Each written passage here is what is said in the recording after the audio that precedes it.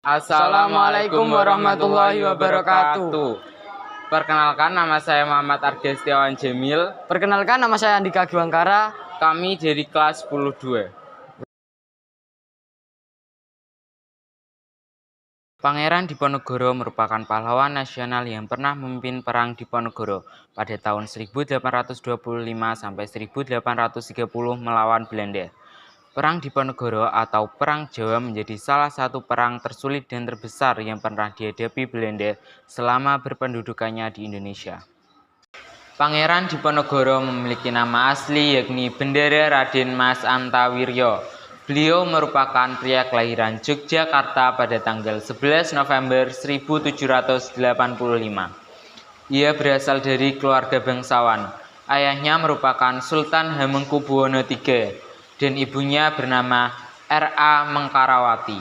Pangeran Diponegoro adalah anak sulung dari Raja ketiga di Kesultanan Yogyakarta. Beliau wafat pada tanggal 11 Januari 1855 di Makassar. Beliau merupakan salah satu pahlawan nasional yang berperan dalam perjuangan melawan penjajahan Belanda di Indonesia.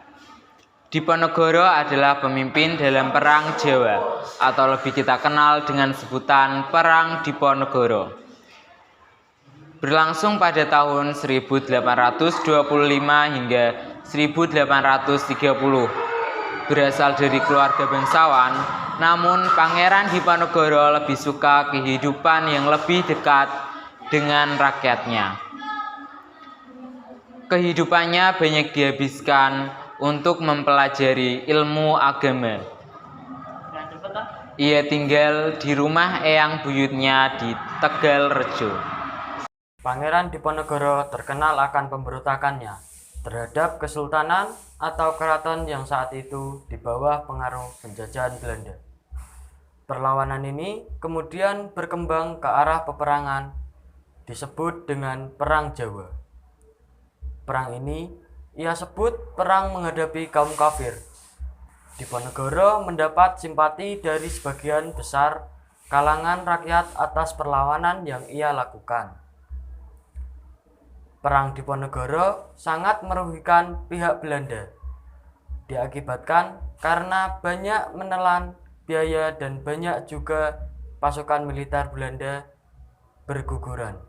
Apabila dihitung, pemerintah Belanda menghabiskan lebih dari 50 juta gulden untuk keperluan perang. Sementara itu, jumlah pasukan yang gugur lebih dari 15.000 tentara.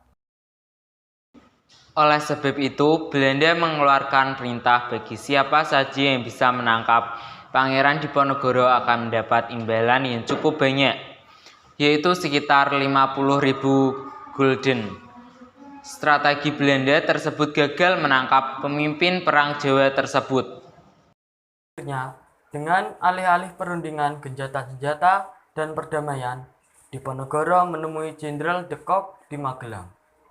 Tepat pada tanggal 28 Maret 1830, tanpa sepengetahuan Pangeran Diponegoro, ternyata pihak Belanda telah menyiapkan pasukan untuk menyergap dan menangkapnya.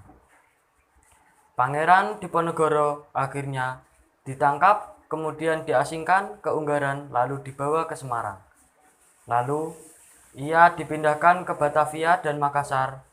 Ia pun wafat di Benteng Rotterdam pada tanggal 8 Januari 1855.